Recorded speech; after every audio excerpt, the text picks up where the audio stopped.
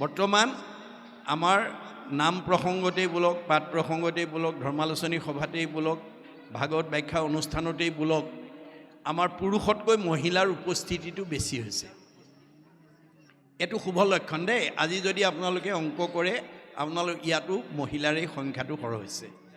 এইটো আমাৰ বেদৰ মতে আমাৰ কাৰণে এটা শুভ দিন আহি আছে।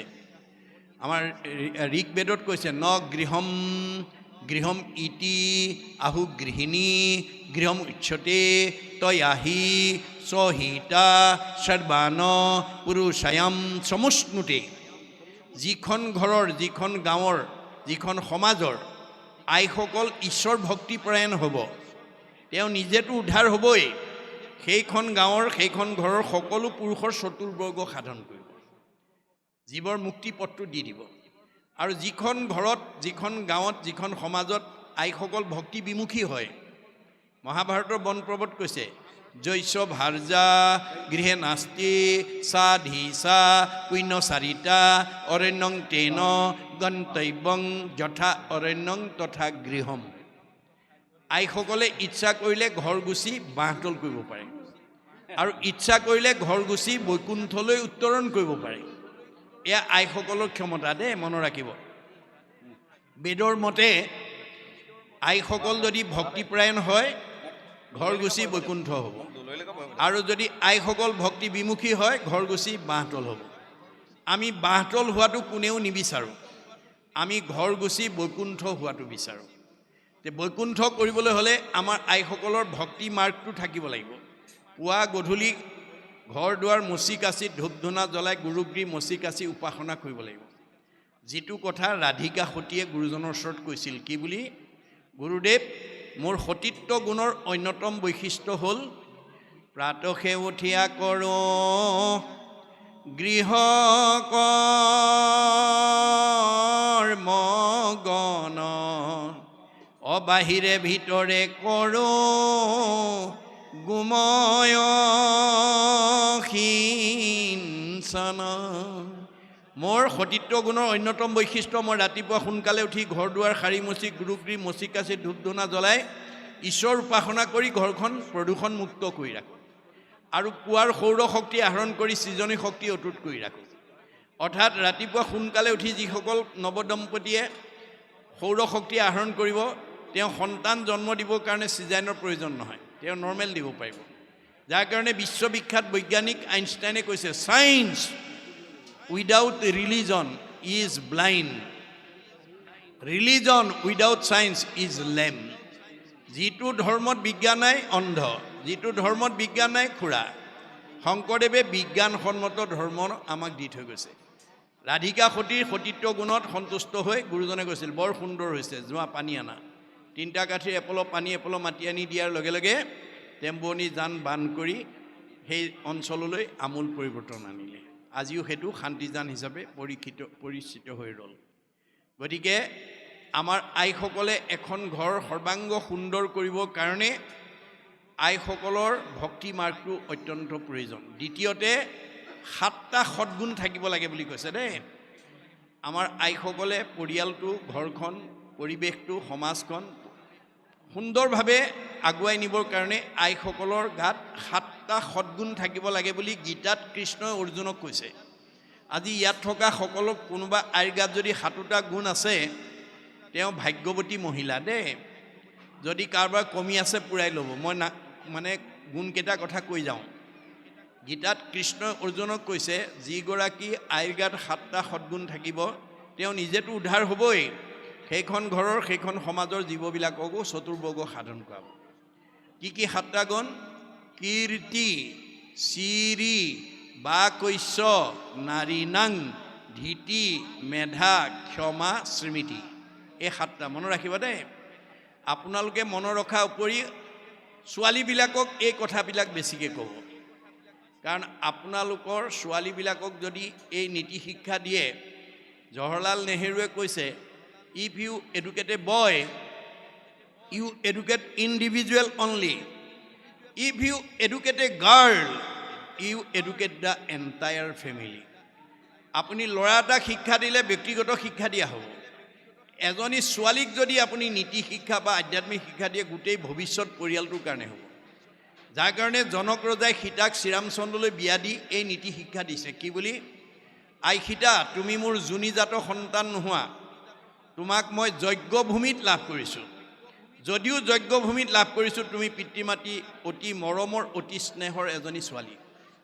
অজনিকা তোমাকো লভিলোঁ যজ্ঞভূমি, পিতৃৰ মাতৃৰ প্ৰিয়তম জীও তুমি। তুমি পিতৃ মাতৃ এজনী মৰমৰ ছোৱালী। ত্ৰিভুৱন নিৰূপমা তুমি মহাসতী, পৰম দুৰ্লভ আতি লভিলা সুপতি। তুমি ত্ৰিভুৱনৰ ভিতৰতে এজনী ধুনীয়া ছোৱালী আৰু এজনী সুযোগ্য স্বামীৰ তুমি সান্নিধ্য পালা। আই সীতা স্বামীৰ সান্নিধ্য পালেই নহ'ব, তোমাৰ দায়িত্ব আৰু কৰ্তব্য আছে। কি?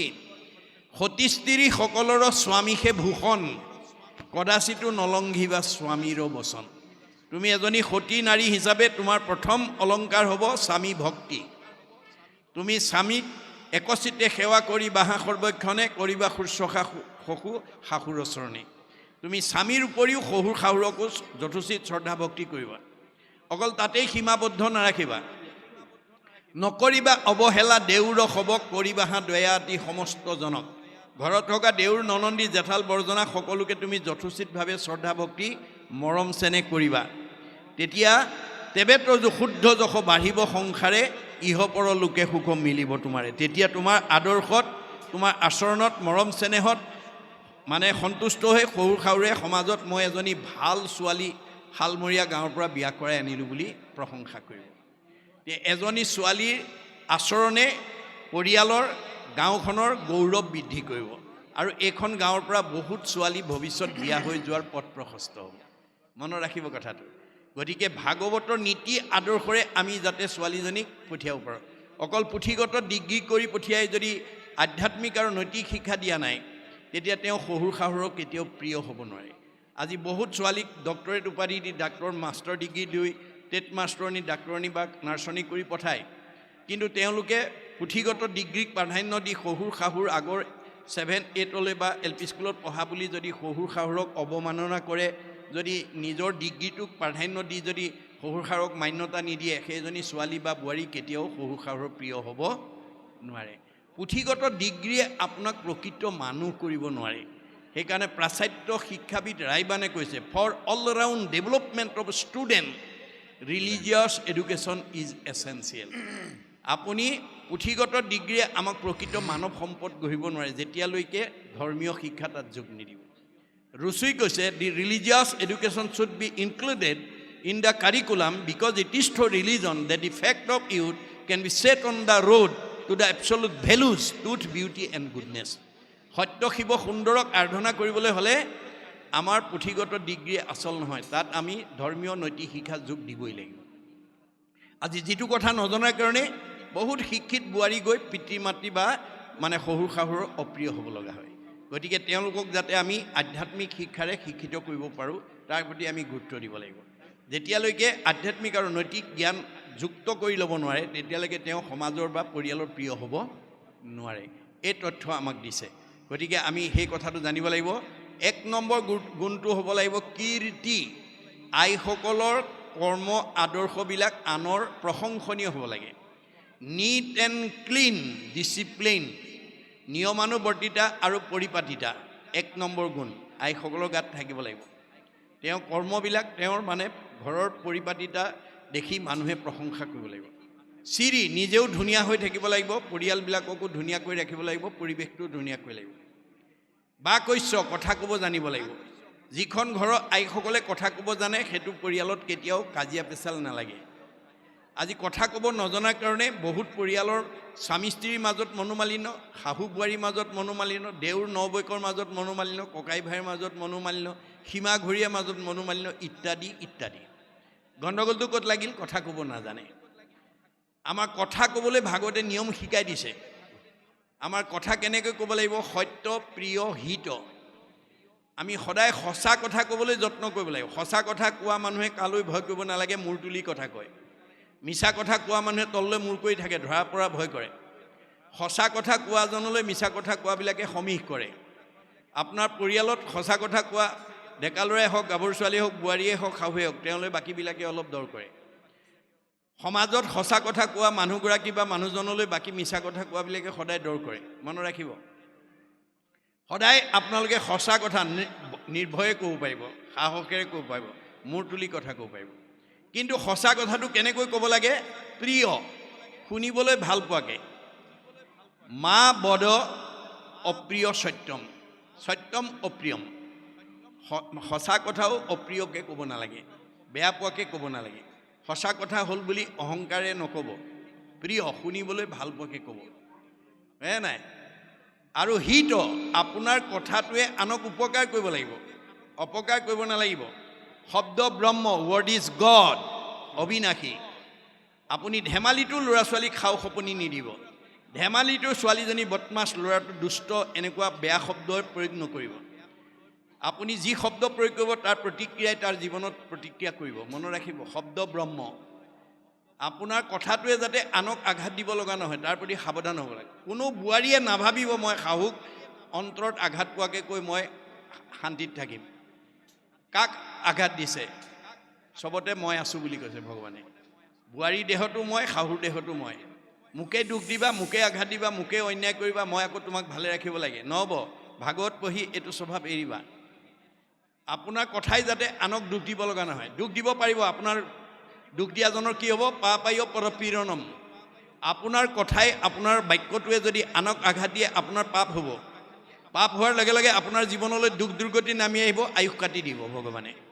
আনক দুখ দিয়া মানুহ কেতিয়াও 100 বছৰ ভোগ কৰিবলৈ নাপায়। মনত ৰাখিব, সেইটো স্বভাৱ আছে যদি আজি ইয়াতে এৰিব দেই।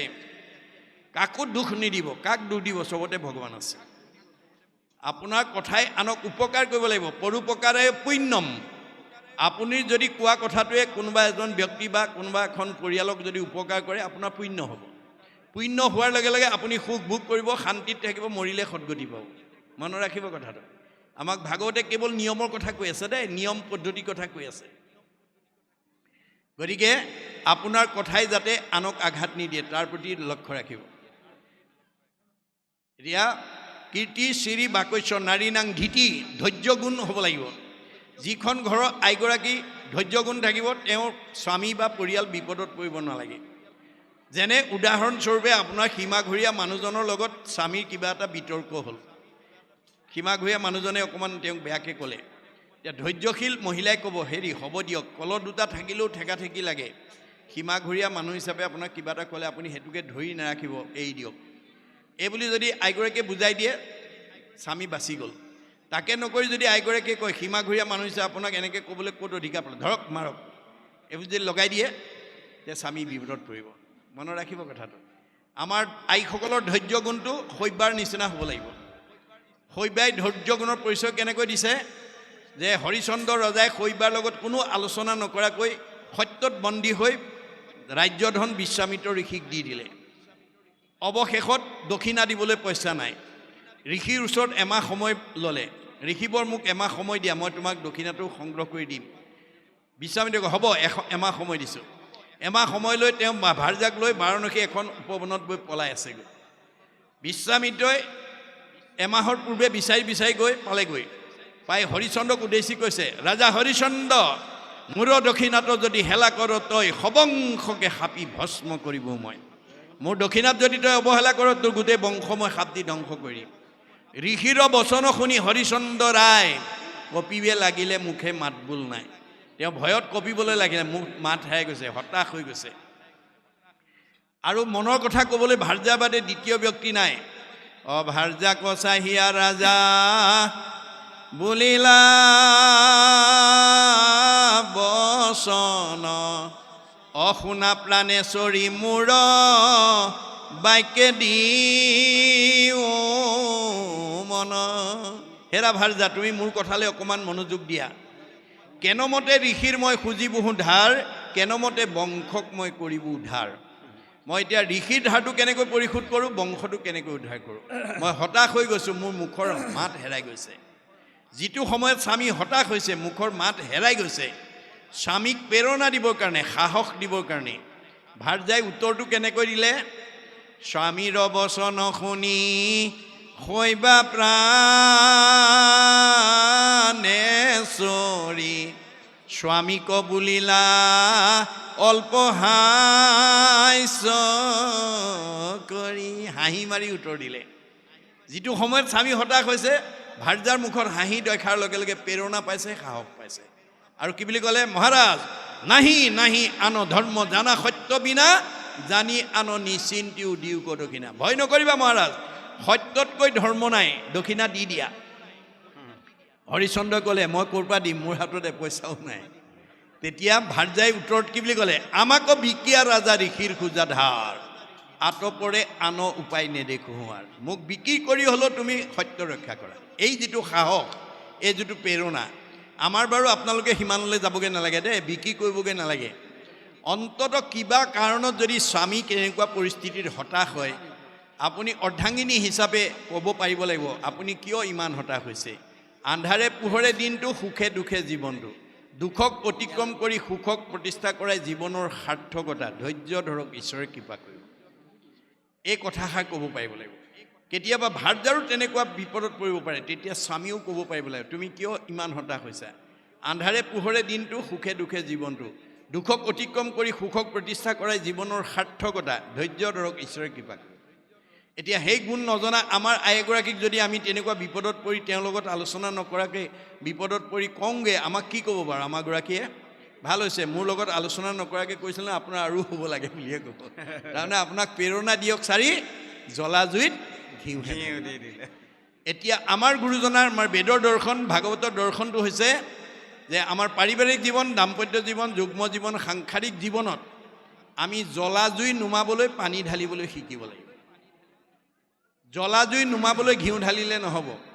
কিবা কাৰণত, কিবা পৰিস্থিতিত স্বামীৰ খং উঠিলে ভাৰ্যাই হাঁহি এটা মাৰি তেওঁক উপশম কৰাৰ পদ্ধতিটো জানিব লাগিব। কেতিয়াবা কিবা পৰিস্থিতিত ভাৰ্যাৰো খং উঠিব পাৰে, এতিয়া স্বামীয়েও হাঁহি মাৰি তেওঁক খংটো মাৰ নিয়াব লাগিব। তাকে নাজানিলে জ্বলা জুইত ঘিউ ঢলা হ'ব। মনত ৰাখিব কথাটো। আমাৰ ভাগৱতে সেই দৰ্শনটো দিছে। এইটো হৈছে আমাৰ ধৈৰ্য গুণ। 4 নম্বৰ হৈছে ক্ষমা। কীৰ্তি চিৰি বাকৈশ্য নাৰী নাং ধীতি মেধা। 5 নম্বৰ মানে তৎপৰতাৰে কামবোৰ কৰিবলৈ থকা গুণটো লাগিব। মেহমেহীয়া হ'ব নালাগিব, কৰিম নকৰিম অৱহেলা ভাৱেৰে কৰিব নালাগে, কামবোৰ তৎপৰতাৰে কৰি যাব লাগে।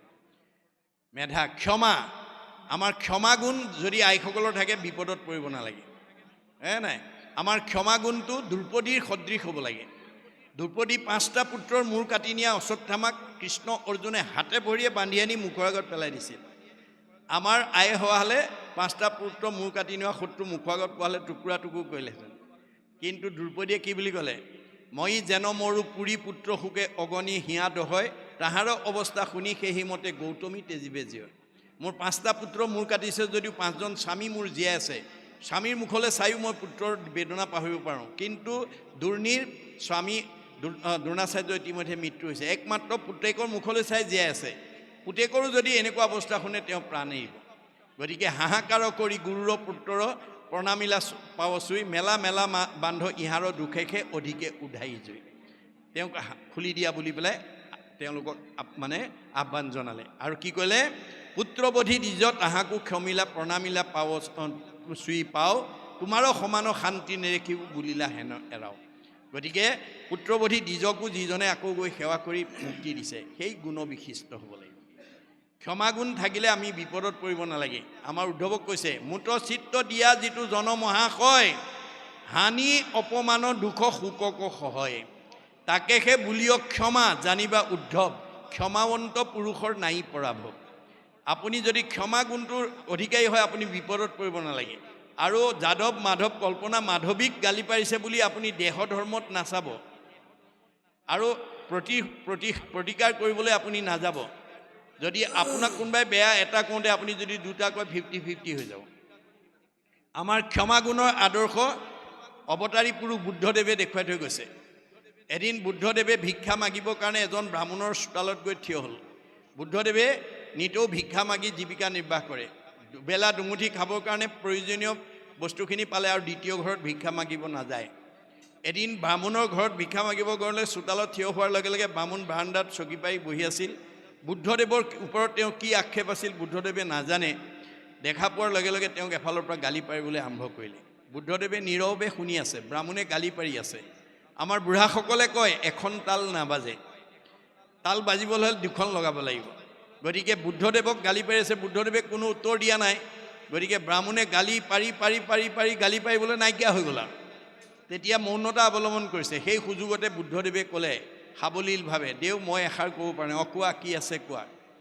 তোমাৰ ঘৰলৈ অতিথি আহিলে তুমি সৎকাৰ কৰা, বোলে কৰোঁ।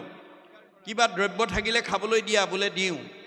যদি তোমাৰ দিয়া দ্ৰব্যটো অতিথিয়ে গ্ৰহণ নকৰে তুমি পেলাই দিবা নে নিজৰ ঘৰতে ৰাখিবা? কিয় পেলাই দিম? মোৰ দ্ৰব্য গ্ৰহণ নকৰিলে মোৰ ঘৰত থাকিব। তেতিয়া বুদ্ধদেৱে ক'লে, তুমি ইমান সময় মোক যিখিনি আতিথ্য কৰিলা মোৰ গ্ৰহণ কৰা নহ'ল, তোমালোকে থাকিলেতো। অৰ্থাৎ তুমি যিখিনি মোক গালি পাৰিলা মই গ্ৰহণ কৰা নহ'ল, তোমালোকে থাকিলেতো। লগে লগে ব্ৰাহ্মণে এজন সাধাৰণ পুৰুষ নহয় বুলি চকীৰ পৰা নামি আহি অষ্টাংগে সেৱা জনাই দীক্ষা গ্ৰহণ কৰিছে। এয়া হৈছে ক্ষমা গুণৰ পৰিচয়। স্মৃতি, মনত থকা গুণটো আইসকলৰ লাগিব দেই। ঘৰত কি আছে কি নাই সময়মতে জনাব পাৰিব লাগিব। কোনটো বস্তু ক'ত আছে ক'ত নাই সেইখিনি কথা জনাব পাৰিব লাগিব। এই গুণটো নথকাৰ কাৰণে কিছুমান আয়ে কি কৰে, স্বামীৰ ব্যৱসায়ৰ পৰা বা চাকৰিৰ পৰা আহি আবেলি সোমাইছে, হাত লিষ্ট এখন লিখি পেলাই মোনাটোৱে সৈতে এইকেইটা বজাৰ কৰি আনিব বুলি ক'লে, স্বামীয়ে নি পেলাই সেইমতে বজাৰ কৰি আহি ঘৰত গধূলা সোমাইছেহি। তাৰপিছত আহি পোৱাৰ লগে লগে কৈছে, নহয় আৰু দুটা বস্তু নাছিল নহয়, হালধি আৰু চাহপাতো নাছিলে, আনিব লাগিছিল। তেতিয়া স্বামীয়ে কি ক'ব, তুমি একেবাৰে নকলা কেলে, মই আকৌ এতিয়া গধূলা বজাৰ কৰিব যাম নেকি? বিতৰ্ক হয় দেই। এতিয়া আমাৰ আইসকলৰ কোনটো বস্তু ক'ত আছে ক'ত নাই, ঘৰখনত কি আছে কি নাই সেইখিনি সময়মতে জনাব পৰা গুণটো লাগিব। এই 7টা গুণ যদি আইসকলৰ গাত থাকে, আমাৰ ঘৰখন, পৰিয়ালটো, সমাজখন আমি সুন্দৰভাৱে পৰিচালনা কৰিব পাৰিম। এই তথ্য আমাক দিছে। গতিকে এতিয়া আমাৰ এই লীলা মাহাত্ম্য ভক্তি মাৰ্গখিনি যাতে আমাৰ পুৰুষতকৈ আইসকলক আমাৰ মাজত যাতে আমি বিলাই দিব পাৰোঁ। আইসকলে যাতে এই লীলা মাহাত্ম্যবিলাকৰ পৰা যাতে আমাৰ পাৰিবাৰিক জীৱন, দাম্পত্য জীৱন, যুগ্ম জীৱন, সাংসাৰিক জীৱন সুন্দৰভাৱে পৰিচালনা কৰাৰ যিখিনি আদৰ্শ, এটা জীৱই মাতৃগৰ্ভত স্থিতি হোৱা দিনৰ পৰা মাকে কি খাব লাগিব, কি খাব নালাগিব, কি কৰিব লাগিব, কি কৰিব নালাগিব, ক'লৈ যাব লাগিব, ক'লৈ যাব নালাগিব, সমস্ত তথ্য দিছে। কাৰণ আমাৰ মানে 3য় স্কন্ধ ভাগৱতত এই যিটো জন্ম মানে সৃষ্টিৰ পাতনিত আমাক এই কথা কৈছে যে এটা জীৱই মাতৃগৰ্ভত স্থিতি হোৱাৰ 2য় মাহত অংগভেদ, 3য় মাহত লিংগভেদ, 4ৰ্থ মাহত সপ্তধাতু সম্পূৰ্ণ, 5ম মাহত ভৰি দিলে মাকে খোৱা অন্ন আপায়নী নাৰীয়ে গৰ্ভতে শিশুৱে খাব পৰা হয়। সেইকাৰণে 5 মাহত পঞ্চামৃত খোৱা নিয়ম আজিও আমাৰ সমাজত চলি আছে। পঞ্চামৃত মানে দধি, দুগ্ধ, ঘৃত, মধু, শৰ্কৰা। এই 5টা অন্ন সাত্বিক পঞ্চ অমৃত সদৃশ। দধি মানে দৈ গাখীৰ, ঘৃত মানে ঘিউ, মধু মানে মৌ, দুগ্ধ মানে এৱা গাখীৰ, শৰ্কৰা মানে চেনি। এই 5টা সাত্বিক অন্ন 5 মাহৰ পৰা 10 মাহ 10 দিনলৈ যে সাধ্য অনুসৰি আইগৰাকীয়ে খাব পাৰে, তেতিয়া শিশুটো গৰ্ভতে মেধাৱী হ'ব, পণ্ডিত হ'ব, নিৰোগী হ'ব, সুশ্ৰী হ'ব, সৰ্বগুণাকৰ হ'ব। আৰু আইসকলে যদি এই কথা নাজানি লোভৰ বশৱৰ্তী হৈ অতি তিতা, অতি টেঙা, অতি জ্বলা, অতি মছলাদায়ক দ্ৰব্য খায়, তেতিয়া ভাগৱতত কৈছে, জ্বলা টেঙা লোণ খাৰ আদি কৰি মাৱে খাৱে যত যত, তাৰ ৰস গয়া শৰীৰে পৰয় মূৰ্ছা যায় সেই মত। মাকে খোৱা অন্নৰ যিটো প্ৰতিক্ৰিয়া সেইটো গৰ্ভত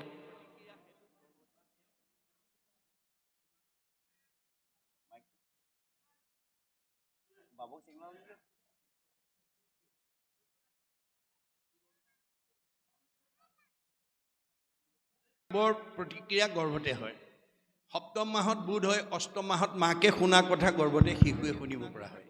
সেইকাৰণে সেই সময়ত মাতৃসকলে ভকতৰ মাজলৈ আহি ঈশ্বৰৰ কথা শুনিব লাগে, ডাঙৰ ডাঙৰ মহা লোকৰ জীৱনী পঢ়িব লাগে, তেতিয়াহ'লে গৰ্ভতে শিশুটোৱে তাতে জানিব পৰা হয়। যাৰ কাৰণে প্ৰহ্লাদে দৈত্য শিশুবিলাকক কৈছিল কি বুলি, যে দয়ালু নাৰদ পিতৃ সমান, মাতৃক দিলন্ত পৰম জ্ঞান, ভক্তিৰ লক্ষণ হব কহিল, গৰ্ভতে মোক উপদেশ দিল। মই মাতৃগৰ্ভত 8 মাহত থাকোঁতেই নাৰদ ঋষিয়ে মাক নি পেলাই তাত ৰাখি ভক্তিৰ কথা কোৱাৰ কাৰণে মই গৰ্ভতেই শিকিলোঁ। মাতৃ পাহৰিলা লোভিয়া স্বামী, ঋষিৰ প্ৰসাদে সুমৰো আমি। মই গৰ্ভতে শিকিলোঁ কাৰণে মোৰ আজিও মনত আছে। মাই আধা বয়সত পাইছিল কাৰণে পাহৰি গ'ল। ঠিক তেনেকৈ অৰ্জুনৰ পুতেক অভিমন্যুও মানে যুধিষ্ঠিৰক সেই কথা কৈছিল, যেতিয়া পঞ্চ পাণ্ডৱক নিধন কৰিবৰ কাৰণে চক্ৰবেহু নিৰ্মাণ কৰিছিল, সেই সময়তে কৃষ্ণ অৰ্জুন অক্ষয়ণী যুদ্ধত আবদ্ধ আছিল। গতিকে চক্ৰবেহু ভেদ কৰিব পৰা শক্তি তৃতীয় পাণ্ডৱ অৰ্জুনৰ বাদে আনৰ নাছিল। এতিয়া যুধিষ্ঠিৰ চিন্তাত নিমগ্ন হৈ গ'ল যে এতিয়া চক্ৰবেহু কোনে ভেদ কৰিব। 16 বছৰীয়া অভিমন্যুক মাতি নি যেতিয়া ক'লে, তেতিয়া অভিমন্যুই বৰদেউতাকক ক'লে, শুনিও ক জ্যেষ্ঠ পিতা মুহুৰ বচন, মাতৃক কহিলা পিতৃ বেহুৰ কাৰণ, আগম কহিল মই শুনিলোঁ গৰ্ভত, নিগম কহিল মাতৃ নিদ্ৰা উপগত। যে দেউতাই চক্ৰবেহুত কেনেকৈ সোমাব লাগে, কেনেকৈ ওলাব লাগে মাক কৈ আছিল। যেতিয়া আগমৰ কথাখিনি কৈছিল মা সাৰ পাই আছিল, ময়ো গৰ্ভতে শুনিলোঁ। কিন্তু নিগমৰ কথাখিনি কওঁতে মা টোপনি গ'ল, ময়ো গৰ্ভতে টোপনি গ'লোঁ, মই শুনিবলৈ নাপালোঁ। তথাপিতো জ্যেষ্ঠ পিতা নকৰিবা ভয়, নিজ বাহু বলে বেহু ভেদি বহু মই। ভয় নকৰিবা বৰদেউতা, মই এই বাহুবলেৰে চক্ৰবেহু ভেদ কৰি তোমালোকক ৰক্ষা কৰিম। এই বুলি তেওঁ বেহুত সোমালে, কিন্তু নিয়তিৰ কি পৰিহাস, মাতৃৰ ভুলৰ কাৰণে তেওঁ ওলাব নোৱাৰিলে। গতিকে এই কথাবিলাক আমি জানিব লাগিব। গতিকে এই গোটেই নীতি নিয়মৰ কথাবিলাক আমাৰ ভাগৱতত কৈ থৈছে। আমাৰ আইসকলে যদি এই কথাবিলাক আগতীয়াকৈ জানি লয়, তেতিয়াহ'লে আমাৰ পৰিয়ালত কোনো বিপদগ্ৰস্ত হ'ব নালাগে। আপোনালোকৰ ঘৰখনো কৃষ্ণ থকা ঘৰ কৰিব পাৰিব যেতিয়া কৃষ্ণৰ গুণনাম আপোনালোকৰ ঘৰখনত থাকিব। যিখন ঘৰত পুৱা গধূলি ধূপ ধূনা জ্বলে, ঈশ্বৰ উপাসনা কৰে, সেইখন ঘৰত কৃষ্ণ থাকে। যেই নাম সেই হৰি জানা নিষ্ট কৰি, নামৰ সংগ নচাৰন্ত হৰি। আৰু কৃষ্ণ থকা ঘৰখনৰ পৰিয়ালটো আনন্দত থাকে, মিলা প্ৰীতিয়ে থাকে, মৰম চেনেহত থাকে, একতাৰ দোলেৰে বান্ধ খাই থাকে। সেইখনেই কৃষ্ণ থকা ঘৰ, যিখনত মিলা প্ৰীতি আছে, মৰম চেনেহ আছে, আনন্দ আছে। আৰু সেইখনেই অসুৰ থকা ঘৰ, যিখনত মিলা প্ৰীতিৰ অভাৱ, মৰম স্নেহৰ অভাৱ। এতিয়া অসুৰ থকা ঘৰখন কোনখন? যিখন ঘৰত পুৱা গধূলি ধূপ ধূনা নজ্বলে, ঈশ্বৰ উপাসনা নকৰে। আমাৰ দ্বাদশ স্কন্ধ ভাগৱতত এই কথা কৈছে, শ্ৰৱণ কীৰ্তন জড়িত কৃষ্ণৰ নকৰে, তৈতেহে ৰাক্ষসীগণে বিঘিনি আচৰে। যিখন ঘৰত পুৱা গধূলি ধূপ ধূনা নজ্বলে, ঈশ্বৰ উপাসনা নকৰে, সেইখন ঘৰলৈ ৰাক্ষসবিলাক আহে। অঘাসুৰ, বকাসুৰ, প্ৰলম্বাসুৰ, অৰিষ্টাসুৰ, পুতনা, ব্যোমাসুৰ, ধেনুকাসুৰ, এইবিলাক। অৰ্থাৎ কায়িকভাৱে নহয়, স্বভাৱগত, গুণগত। আমাৰ কিছুমান মানুহ আছে কথা ক'বই নোৱাৰে, টিঙিচকৈ খং উঠেই, কথা ক'বই নোৱাৰে, লাঠিডাল উলিয়াই আনেই, কথা ক'বই নোৱাৰে, ঠেহ পেচ লাগি চকু পানী উলিয়াই 3-4 দিন মানলৈ ভাত পানী নাখায়। এই গুণবিলাক যিখন পৰিয়ালত আছে, সেইটো অসুৰ থকা পৰিয়াল। এই অসুৰবিলাকক যেতিয়ালৈকে আমি উলিয়াই দিব নোৱাৰিম, তেতিয়ালৈকে আমাৰ ঘৰত শান্তি নহ'ব। অসুৰ মানে আসুৰিক প্ৰবৃত্তিবিলাক। সেইকাৰণে কৃষ্ণই সৰুতে কেইবাটাও অসুৰ মাৰি লৈছে গকুলত। এই কথাটো আমাক কি দেখুৱাইছে? যে আমি ল'ৰা ছোৱালী সৰুৰ পৰাই বেয়া গুণবিলাক মাৰিব লাগিব, অৰ্থাৎ সংস্কাৰ কৰিব লাগিব। মাক বাপেকেহে জানে জন্মগতভাৱে ইনবৰ্ণ ল'ৰাটো বা ছোৱালীজনীৰ গাত কি বেয়া গুণটো আছে। তেওঁ অসন্তোষিয়া নে, দুষ্টালি নে, পঢ়া শুনাত মনোযোগ নাই নে, ইত্যাদি ইত্যাদি বেয়া গুণবিলাক মাক বাপেকে দৃষ্টি ৰাখিব লাগিব। আৰু সেই বেয়া গুণবিলাক আমি কি কৰিব লাগিব? সৰুৰ পৰাই সংস্কাৰ কৰিব লাগিব। দৈৱ বশে যদি সাধুৰ সংগ পায়, নিশ্চয় জানা তাহাৰৰ স্বভাৱ দূৰ হয়। আমাৰ ঘৰলৈ অহা আলহী অতিথি ভকত বৈষ্ণৱৰ ওচৰত আশীৰ্বাদ ল'ব লাগিব। প্ৰভুক কৃপা কৰি আশীৰ্বাদ, ল'ৰাটো বৰ অসন্তোষীয়া, ল'ৰাটো বৰ দুষ্ট স্বভাৱ, ল'ৰাটো বৰ পঢ়া শুনাত মনোযোগ নাই, ইত্যাদি ইত্যাদি। গতিকে আমি সৰুৰ পৰা মাৰিব লাগিব। মৰা মানে সংস্কাৰ। এতিয়া কৃষ্ণই প্ৰথম অসুৰটো কাক মাৰিছিল? পুতনা। বাল্যকালত প্ৰথম পুতনাক মাৰিছে। পুতনাৰ আভিধানিক অৰ্থটো হৈছে দুৰ্গন্ধ আৰু আশা আকাংক্ষা কামনা বাসনা। অৰ্থাৎ আমাৰ অতিপ্ত যিবোৰ বাসনা কামনা, সেইবিলাক আমি মাৰিব লাগিব, অৰ্থাৎ সংস্কাৰ কৰিব লাগিব। আপোনাৰ মনটো যদি লগত নিব নোৱাৰা ধন সম্পত্তিৰ প্ৰতি যদি বলি হৈ যায়, আমাৰ মনৰ অৱস্থা কি হ'ব?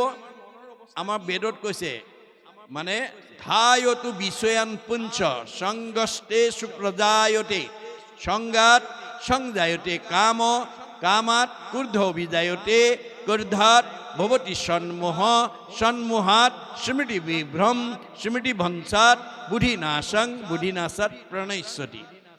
আপুনি লগত নিব নোৱাৰা ধন টকা পইচাৰ মোহত যদি আপোনাৰ মনটো বলি হৈ যায়, বাসনাত বাধা পৰাৰ লগে লগে খং উঠে, খং উঠাৰ লগে লগে মোহগ্ৰস্ত হয়, মোহগ্ৰস্ত হোৱাৰ লগে লগে স্মৃতি নষ্ট হয়, স্মৃতি নষ্ট হোৱাৰ লগে লগে বুদ্ধি নষ্ট হয় আৰু বুদ্ধি নষ্ট হোৱাৰ লগে লগে পথ বাচিব নোৱাৰি 84 নৰকত যাব লগা হয়। সেইকাৰণে আমাৰ মনটো যাতে কোনো লগত নিব নোৱাৰা ধন সম্পত্তি বলি হ'ব নালাগে তাৰ প্ৰতি আমি গুৰুত্ব দিব লাগিব। গতিকে আপোনাৰ মনটো যদি লগত নিব নোৱাৰা ধন সম্পত্তি বলি হৈ যায় তেতিয়া আপোনাৰ মনটোত একো বস্তুৰে জোৰা নমৰা হয়। যত দিব্য ঘৰ মাৰি বস্ত্ৰ অলংকাৰ সবেও নুপুৰে মন এক লোভিয়াৰ। আপোনাৰ মনটো যদি লোভৰ বলি হৈ যায় একো বস্তুৰে জোৰা নমৰা হয় তেতিয়া আপোনাৰ মনটো অসন্তুষ্টত থাকে। অসন্তুষ্ট প্ৰাণীৰ নখন্দে মনৰ দুখ তলৈকৰ লক্ষ্মী পাইলে নাহি তাৰ সুখ।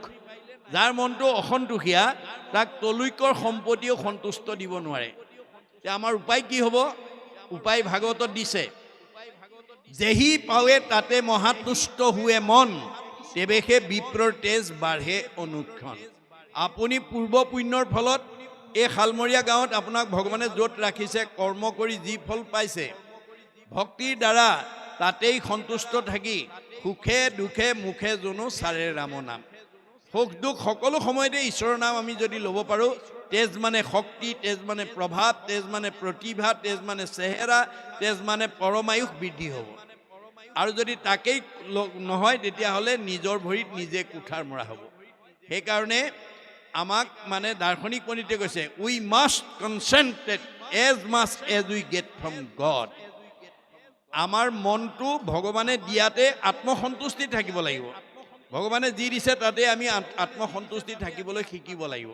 যদি আমি সেই কথাটো নাজানো তেতিয়া আমাৰ ভৰিত আমাৰ নিজে কুঠাৰ মৰা হ'ব। আজি আমাৰ এই দৰ্শনটো নজনাৰ কাৰণে বহুত উচ্চপদস্থ বিষয়ত চাকৰি কৰা বহুত কোৱালিফাইড মানুহে মানে ভগৱানে দিয়াটোত সন্তুষ্ট নাথাকি নিজাববীয়াকৈ অন্যায় ধৰ্ম কৰি ধনী হ'বলৈ গৈ ৰঙা ঘৰৰ অতিথি হ'ব লগা হৈছে।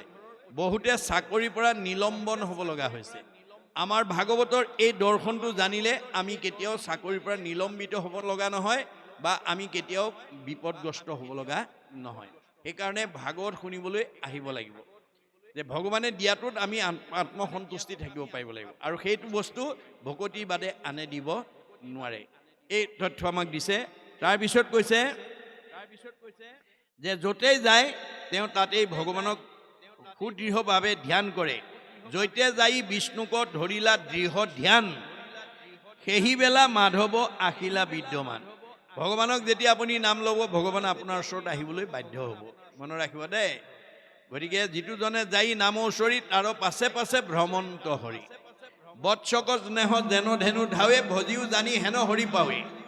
গাইজনীয়ে পোৱালিটো যেনেকৈ মুখৰ আগত লৈ যায় ভগৱন্তৰ নাম লৈ যোৱা জীৱটোৰ পিছত ভগৱন্ত তেনেকৈয়ে ৰক্ষণাবেক্ষণ দি যায়। একচিত্ত মনে যিটো মহাজনে ফুৰে গুণ নাম স্মৰি তাক ৰক্ষা কৰি ফুৰয় সদায় হাতে কৌমদকী ধৰি।